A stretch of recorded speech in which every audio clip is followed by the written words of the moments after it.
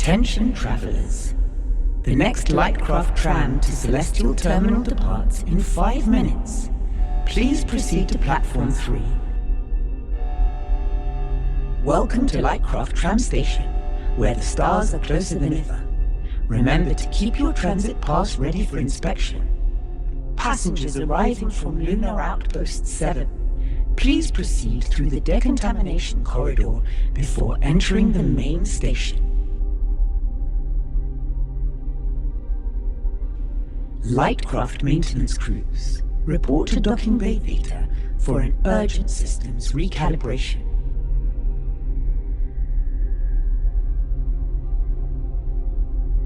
Attention. Solar winds detected in the outer sectors. Expect slight delays on interstellar tram routes.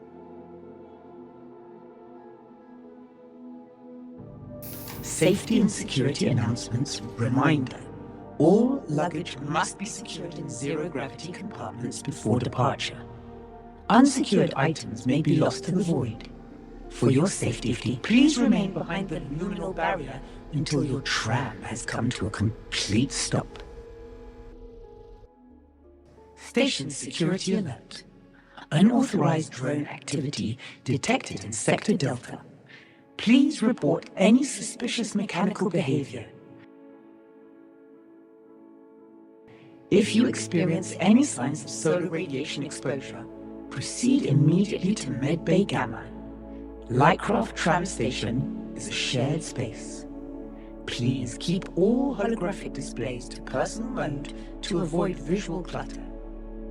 Passengers are reminded that antimatter beverages must be consumed within designated cafe zones only.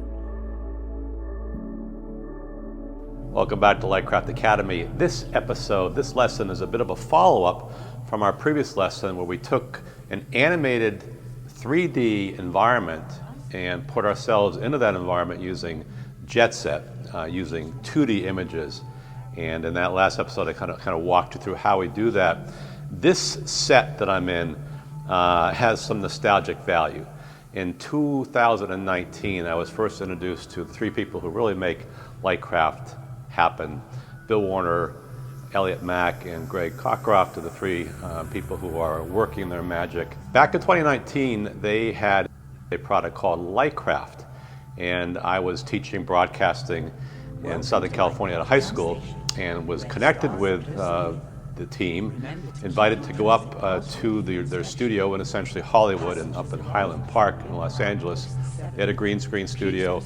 I was invited to bring some of my students, so I think we rented a van or a passenger van, and we drove to LA, and we spent the day working in this technology that I wasn't really sure what it was. I had an idea from Mandalorian, and we were absolutely blown away. That was a total game changer for my program.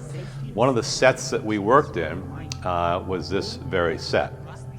It's amazing. Let me tell you about that legacy Lightcraft system that had the tracking tiles, the markers on the ceiling, had a very high-end Blackmagic Ursa camera, I believe, on a crane.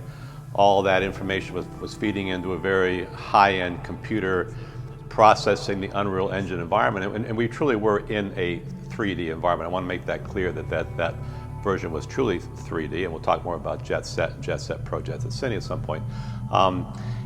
Just really incredible, and the day was such a success. I remember driving home in the van thinking, this is a total game changer for my program.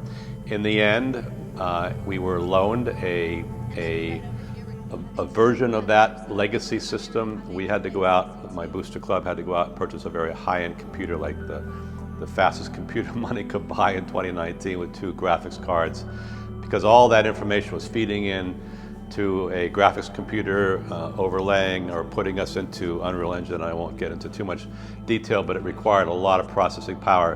What was really cool is because my program was live, you're seeing some samples of our work, I wanted to make it happen in a live environment. Certainly that wasn't the original design of Jetset or Lightcraft, but we made it work. We were able to do live first production during a 12-minute newscast. Reminded me of the 50th anniversary of Saturday Night Live and how It's very similar for us, not at that scale, but it was live, and so we would bring up the green screen during the live broadcast, do our production segment, drop the green screen down while we were on the air with an audience of about 3,000 students in our school.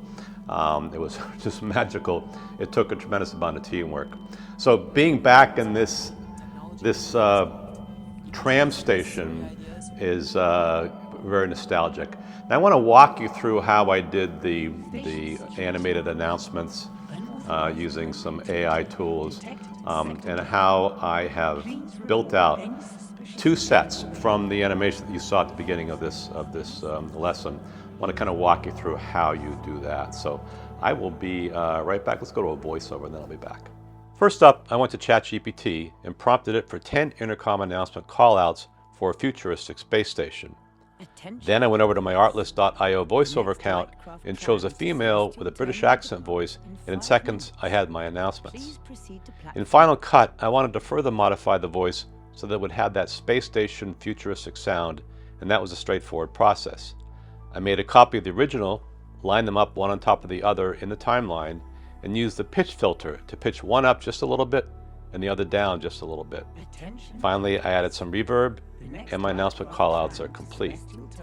The process for pulling frames from the space station animation to create a motion set backdrop is identical to the process that we used in lesson 87.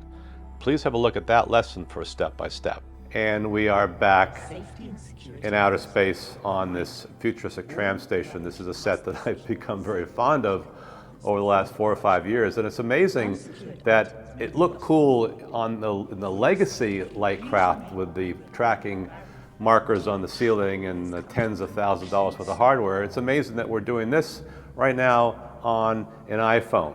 On an iPhone, on a wrinkled green screen, as I'm fond of saying, on a gimbal with some automatic tracking, so I can at least simulate some of the parallax you would get if you had somebody working behind the camera.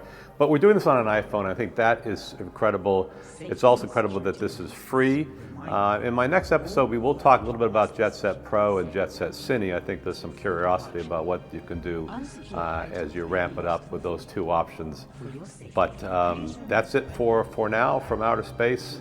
As always, thank you so much for watching. Appreciate your support. Please, please, please subscribe. Talk to you later.